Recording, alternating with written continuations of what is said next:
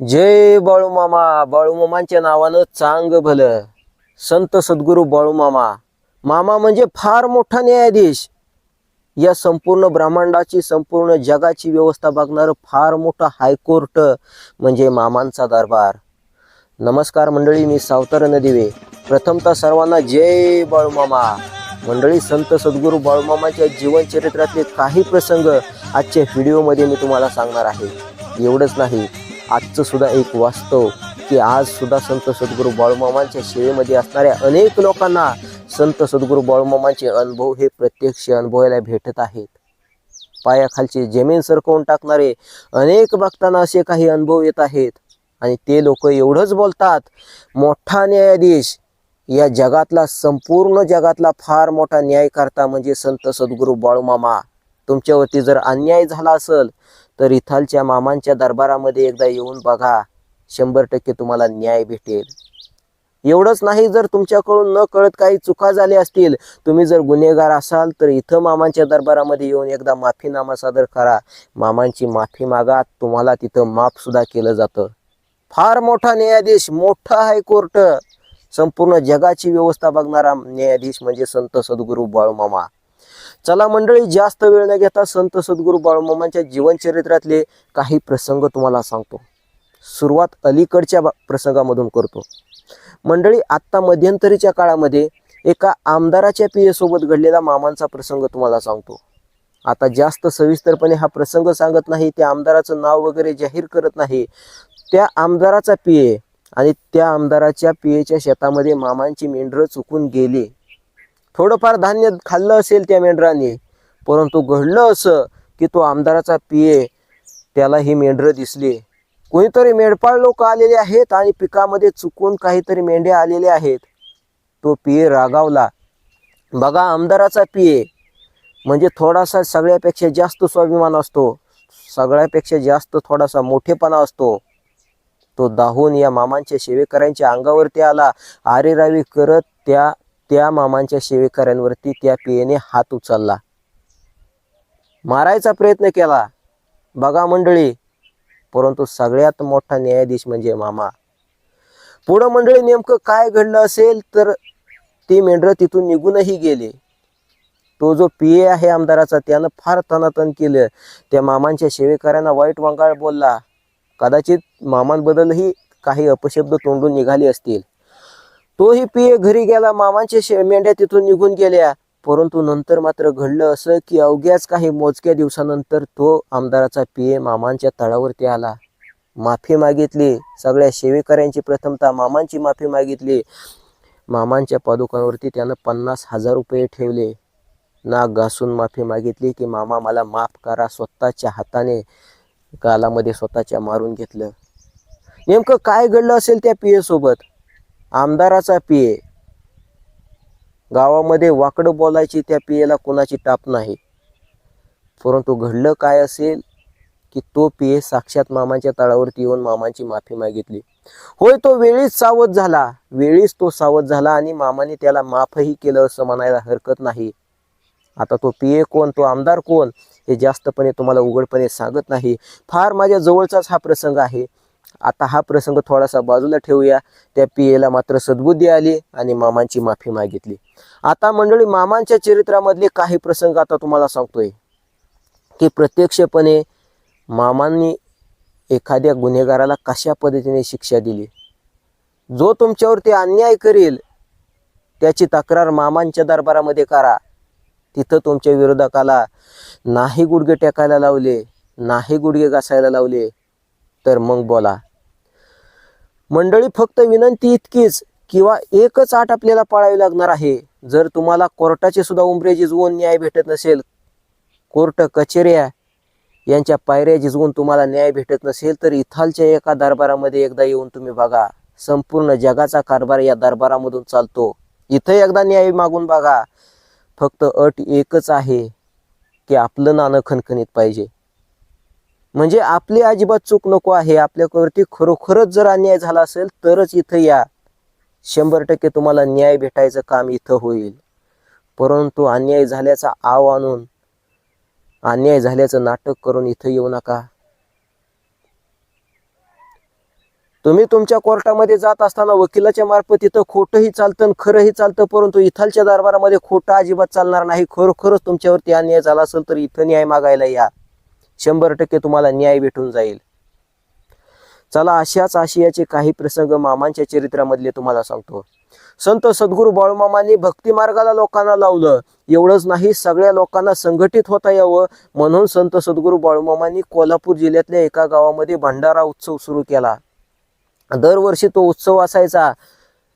तिथं महाप्रसाद असायचा. बघा मंडळी, अनेक लोक त्या ठिकाणी जुळायची, अनेक लोक जमा व्हायची आणि हा उत्सव, मामांनी सुरू केलेला उत्सव, त्या गावामधल्या काही लोकांच्या नजरेमध्ये बसला. विशेषतः मारुती पाटील म्हणून एक व्यक्ती त्या ठिकाणी होता. संपूर्ण गावाचं न्यायदान करायचा काम करायचा. तो पंचच होता. खरं तर कोणाचे बांधावरून भांडणं असतील, कोणाचे काही वाद असतील, विवाद असतील, कोणाचे रानाचे वाद असतील, कोणाची भावकीतली भांडणं असेल, तर ही भांडणं मिटवायचा काम करणारा तो पंच मारुती पाटील गावामध्ये तसाच दरारा होता. परंतु आता मात्र मामाने त्या गावामध्ये भंडारा उत्सव सुरू केलेला होता. दरवर्षी 3 दिवस हा भंडारा उत्सव चालायचा. मंडळी, सगळे काही सेवेकरी त्या ठिकाणी यायचे. सगळं नियोजन व्यवस्थित केलं जायचं. जेवणाचं वगैरे नियोजन केलं जायचं. कुठे काही अडचण असेल तर मामांना ते सगळे काही विचारायचे, मामांचा सल्ला घ्यायचे. हा मारुती पाटीलही त्या ठिकाणी उत्सवाच्या ठिकाणी यायचा. परंतु याच्या मात्र स्वाभिमानाला ठेच लागली. अरे, हवी नको काय जी काही गोष्ट असेल तर ते सगळेजण संत सद्गुरू बाळूमामाला विचारतायत, त्या धनगराला विचारतायत, मला का कोणी विचारत नाही? भलं लोक त्या धनगराला देवा समान मानतात, परंतु मी सुद्धा पंच आहे. अख्ख्या पंचकृषीचा न्याय निवाडा मी करतो. मग यामधल्या काही अडचणी ती लोक मला का विचारत नाहीत? या मारुती पाटलाच्या स्वाभिमानाला ठेच लागली. याला मात्र तिथं अपमान झाल्यासारखं वाटलं आणि तो तिथून घरी निघून गेला. आणि सतत काही ना काही कारणावरून मामांच्या सेवेकऱ्यांशी तांडायचा, वाद घालायचा तो प्रयत्न करू लागला. आणि एकदा मंडळी, संत सद्गुरू बाळूमामांची मेंढरं ही त्या मारुती पाटलाच्या शेताच्या शेजारी आलेली होती. आणि चुकून ती शेजारी आलेली मेंढरं कधी माझ्या शेतात येते आहेत का याची वाट हा मारुती पाटील बघत होता. बांधावरून हात बांधून गिरट्या घालायचा, नजर ठेवायचा आणि त्याची करडी नजर होती मामांच्या मेंढरांवरती. चुकून जर एखादं मेंढरू माझ्या शेतामध्ये आलंच तर मी बघतोच, असं तो मनाशी बोलायचा. कारण त्या ठिकाणी त्या भंडारा उत्सवामध्ये याला जास्त अतिमानपान भेटला नाही, म्हणून याची तळपायाची आग मस्तकात गेलेली होती. मंडळी, 2-3 दिवस झाले मेंढरं त्या ठिकाणी होती, परंतु मेंढरं काय याच्या शेतामध्ये अजिबात येईनात. हा मात्र अगदी काटेकोरपणे लक्ष ठेवून होता की कधी मेंढरं चुकून माझ्या शेतामध्ये येतेत आणि मला संधी भेटते त्या बाळूमामांच्या सेवेकऱ्यांना हाताखालून काढायची, त्या बाळूमामाच्या सेवेकऱ्यांना मारहाण करायची. परंतु मंडळी, 2-3 दिवस झाले मेंढरं काय याच्या शेतामध्ये येईनात. आणि यानं आता ठरवलं, मेंढरं काय येत नाहीत, उगीच आपण आव्हानायचा की माझ्या पिकामध्ये मामाची मेंढरं आलीत. म्हणून हातामध्ये काठी घेऊन तो पुढे सरसावला आणि विनाकारण मामांच्या सेवेकऱ्यांशी वाद घालायचा प्रयत्न केला. आणि त्या ठिकाणी त्यांचं काही ऐकून न घेता 2 सेवेकऱ्यांना त्यानं काठीनं बेदम मारहाण केले. अगदी अंगावरती वळ येईल अशा पद्धतीने मारहाण केली. काही सेवेकऱ्यांनी तिथून मेंढरं थोडीशी दूर बाजूला नेली. आता मात्र ते जे मामांचे 2 सेवेकरी होते त्यांची अक्षरशः शुद्ध हरपलेली होती. विवळत ते खाली पडलेले होते. तो मारुती पाटील तिथून निघून गेला. आता मात्र हे जे सेवेकरी आहेत हे कसे बसे चालत मामांकडे गेले. घडला प्रकार सगळा काही मामांना सांगितला. अहो मामा, आपली मेंढरं त्याच्या बांधाला सुद्धा लागलेली नव्हती, फार लांब मेंढरं होती, परंतु त्या मारुती पाटलानं मारलं आम्हाला. बघा मंडळी, मामा बोलले की मी पाहून घेतो काहीतरी, म्हणून मामाने गावातल्या लोकांना गोळा केलं. गावातल्या लोकांकडे मामा गेले आणि सांगितलं की या मारुती पाटलानं विनाकारण आमच्या मेंढरामधल्या आमच्या सेवेकऱ्यांना मारलंय. गावातली लोक बोलली की मामा, आम्ही जातो त्याच्याकडे आणि त्याला बोलतो की तात्काळ मामांची भेट घे, मामांची माफी माग, तुझं काय नुकसान झालं असेल तर ते मामांकडून भरपाई करून घे. मंडळी, त्या मारुती पाटलानं संत सद्गुरू बाळूमामांच्या सेवेकऱ्यांना मारलंय ही गोष्ट तेव्हा त्या मारुती पाटलांच्या बायकोला समजली. तेव्हा मात्र ती त्या मारुती पाटलांना विनंती करू लागली की अहो धनी, तुम्ही काहीही करा, लवकर त्या बाळूमामांकडे जावा आणि मामांचे पाय धरा, माफी मागा मामांची, चुकलं असं म्हणा. नाहीतर ते बाळूमामा म्हणजे साधे माणूस नाहीत, साधा व्यक्ती नाही, तो देव माणूस आहे. तेव्हा तो मारुती पाटील मोठ्या स्वाभिमानानं गर्वानं छाती फुगवून बोलला, अगं मी अख्ख्या पंचक्रोशीचा न्याय निवाडा करतो आणि मी त्या बाळू धनगराकडे जायचं वय, भलं ही लोक त्याला देव मानत असतील, मला काय फरक पडत नाही. मंडळी तेवढ्या ती गावची लोकही त्या ठिकाणी आली आणि मारुती पाटलाला विनंती करू लागली की काय चुकलं, तुमच्या शेतामध्ये त्या बाळूमामाच्या मेंढ्या आल्याच नव्हत्या, तरीही तुम्ही त्या सेवेकऱ्यांना त्यांच्या त्या मेंढपाळांना का मारलं. तेव्हा तो मारुती पाटील बोलला, काय रे तुम्ही बघायला आलता का माझ्या शेतामध्ये आलते की नाही मेंढ्या, आलत्या माझ्या शेतामध्ये आणि मी त्या बाळू धनगराकडे येत नसतो या. बघा मंडळी, गावातली ती सगळी लोक हताश होऊन परत माघारी गेली. हा जो मारुती पाटील आहे हा मात्र याची उग्रट भाषा काही कमी करत नव्हता. बघा मंडळी, संत सद्गुरू बाळूमामा त्या गावातल्या लोकांना बोलले की अरे मला न्याय पाहिजेला, मी अख्ख्या जगाचा कारभार चालवतोय, अख्खं जग माझी वाट बघतंय आणि मी त्या मारुती पाटलाची वाट बघत इथं गावातल्या या पारावरती आता बसणार आहे. जोपर्यंत तो माझ्याकडे येत नाही आणि जोपर्यंत मला न्याय भेटत नाही तोपर्यंत मी इथून उठणार नाही. गावातल्या लोकांना बाळूमामा बोलले की त्या मारुती पाटलानं चूक नसताना माझ्या मेंढपाळांना मारले, त्यानं माझ्यापर्यंत आलं पाहिजे आणि नेमकं काय चुकलं आमचं ते त्यानं सांगितलं पाहिजे. जोपर्यंत तो इथं पारावरती येत नाही तोपर्यंत मी इथून उठत नाही. बघा मंडळी, एक दिवस निघून गेला, दुसराही दिवस आला, परंतु तो मारुती पाटील इथं काय आला नाही. ते मारुती पाटलाची बायको त्याला विनंती करत होती की अहो धनी, ते बाळूमामा म्हणजे देव आहेत, उगीच त्यांना कशाला त्रास देताय, टाका मिटवून तुम्ही जावात पारावरती बाळूमामांकडे आणि त्यांच्याशी बोला.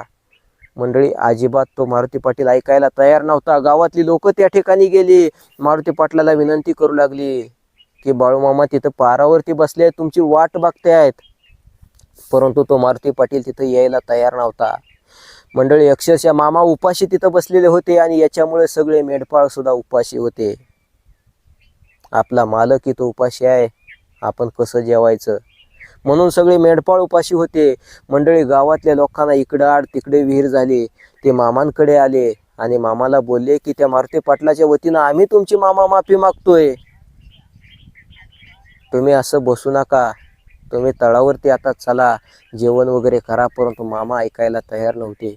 शेवटी मंडळी, तो जो मारुती पाटील आहे त्याच्याकडे काही लोक गेली आणि बोलली की पाटील तुम्हाला आम्ही शेवटचं सांगतोय, चला तुम्ही मामांकडे. यावेळी तो पाटील बोलला, अरे अख्खं गाव न्याय निवाडा करायला अख्खी पंचक्रोशीतली लोक, अख्ख्या मुलकातली लोक माझ्याकडे येत आहेत आणि मी त्या बाळू मामाकडे कशाला येऊ, तो एवढा मोठा लागून गेलाय का, गरज असेल तर तो येईल माझ्याकडे. मंडळी, इकडे मात्र तळावरती सगळे सेवेकरी सगळे मेंढपाळ उपाशी होते. शेवटी तो मारुती पाटील मात्र रागारागाने घरूनच बोलला की जाईल तो निघून पुढच्या गावाला, किती दिवस तिथं त्या पारावरती बसणार आहे, चढ जाईल पुढच्या गावाला निघून. मंडळी, खरं तर त्या सेवेकऱ्यांचा वगैरे हाल होत असल्यामुळे मामा तिथून उठले आणि आपला सगळा काही गबाळ घेऊन मेंढर घेऊन पुढच्या गावी निघून गेले. आता मंडळी, 1-2 दिवस गेले आणि 1-2 दिवसानंतर ते सेवेकरी मामांना विचारू लागले की मामा, बघा त्या पाटलानं आपल्यावरती किती अन्याय केला, आपली मेंढरं तिथं गेलेली नसताना सुद्धा त्यांनी आम्हाला मारहाण केली, याची शिक्षा कधी त्याला भेटणार. बघा मंडळी, मामा एवढंच बोलले की मिळेल की रे त्याला बी शिक्षा, आणि त्याला शिक्षा मिळाली त्याला शिक्षा, त्याच्या छातीमध्ये कळ आली आणि तो गेला, असं मामा बोलले. आणि खरोखरच मंडळी, इकडं तर तो जो मारुती पाटील आहे तो घरी बसलेला असताना त्याला अस्वस्थ वाटू लागलं, म्हणून त्यानं बायकोला तांब्याभर पाणी मागितलं. त्याच्या बायकोनं पाणी दिलं, याला मात्र घाम आला. थोडंसं पाणी पिल्यानंतर जास्तीच अस्वस्थ वाटलं. तो त्या ठिकाणी थोडासा झोपला, त्याच्या छातीमध्ये कळ आली आणि तो अचानक मोठ्याने ओरडला आणि त्याच ठिकाणी तो गतप्राण झाला, तो मरण पावला. हा आहे संत सद्गुरू बाळूमामांचा न्याय. बघा मंडळी, खरं तर तो जो पाटील आहे ते मामा पारावरती बसलेले असताना त्या ठिकाणी जाऊन मामांची माफी मागितली असती तर इतका विषय वाढलाच नसता. मामांना शेवटी कठोर भूमिका घ्यावी लागली. मंडळी, एवढंच नाही, अजून एक प्रसंग तुम्हाला सांगतो मामांच्या चरित्रामधला, परंतु ठिकाण वगैरे अजून स्पष्टपणे आणखीन काही लोकांना ते माहीत नाही. परंतु कर्नाटक प्रांतातलाच तो भाग आहे की त्या ठिकाणी मामांची मेंढरं चरत होती. मामांची मेंढरं चरत असताना तिथंही असाच एक पाटील होता, असाच एक पाटील होता, कठोर मनाचा, मोठ्या स्वाभिमानाचा. आणि मामांची मेंढरं ती शेजाऱ्याच्या शेतामध्ये चरत होती. हा लक्ष ठेवायचा की कधी चुकून माझ्या शेतामध्ये मेंढरं येत आहेत की काय. ह्याला अस्वस्थ वाटायचं की माझं पीक ही मेंढरं खातायत की काय, म्हणून तो हातामध्ये काठी घेऊनच दुरून लांबवरून लक्ष ठेवायचा. आणि चुकून एक मेंढराचं पिल्लू त्याच्या शेतामध्ये आलं आणि हा जो पाटील आहे हातामध्ये असणारी भली मोठी काठी घेऊन त्या ठिकाणी गेला आणि ते शेतामधलं गवत खाणाऱ्या त्या मेंढराच्या पिल्ल्याला जोराने त्याने ती काठी मारली. आणि मंडळी, ते जे पिल्लू आहे ते मामांच्या मेंढरीचं पिल्लू त्याच ठिकाणी गतप्राण झालं. ते मेंढीचं पिल्लू पाय वरती करून त्याच ठिकाणी मरण पावलं. बघा मंडळी, त्या ठिकाणी मामांना ही गोष्ट समजली. मामा त्या ठिकाणी आले आणि त्या पाटलाला बोलले की अरे पाटला, मी पाहिजे तेवढे तुला पैसे देतो, परंतु हे मरण पावलेलं हे मेंढीचं पिल्लू तू जिवंत करून दाखव रे, का तू ह्याला मारलं. तेव्हा तो पाटील बोलला, अरे तुझ्याकडे इतके पैसे आहेत का मला पैसे देणे इतके जर पैसे असते तर अशी मेंढरं घेऊन रानूमाळ फिरला नसता जरीचा फेटा डोक्याला बांधून. बघा मंडळी, त्याच ठिकाणी मामाने बटव्यामधला आपला भंडारा काढला, चिमूटभर भंडारा तळहातावरती ठेवला. तो पाटील त्यांना वाईट वंगाळ बोलतच होता. मामाने थोडंसं त्याच्याकडे दुर्लक्ष केलं आणि बटव्यामधला तो भंडारा घेऊन तळहातावरून ज्या दिशेला त्या पाटलाचं घर होतं त्या दिशेला असा मामाने तो भंडारा फुंकला. मंडळी, 5-10 मिनिटं झाली की त्या पाटलाचा त्या वाड्यावरचा त्याच्या घरचा एक सालगडी पळतच आला, ओरडत आला. तो त्या पाटलाला बोलला की पाटील, जे व्हायला नको तेच झालं, आपल्या घराला आग लागली. तो पाटील आणि तो सालगडी धावतच तिथून गेले. त्या पाटलाच्या घराला बघतायत तर काय अक्षरशः त्या पाटलाचं घर हे धडा जळत होतं. आग लागली होती त्या पाटलाच्या घराला. जुन्या पद्धतीचे ते लाकडाचं फार मोठं ते घर होतं, गावाचं काड वगैरे टाकून ते बनवलेलं घर. आणि त्यामध्ये त्या पाटलाची संपत्ती, पैसा अडका किंवा जे काही असेल धनधान्य ते सगळं काही जळून गेलं. अक्षरशः राख रांगोळी झाली. पुढे मंडळी घडलं असं की हे दुःख त्याला सहन झालं नाही आणि खंगून काही दिवसांनी तो पाटील लगेच मरण पावला.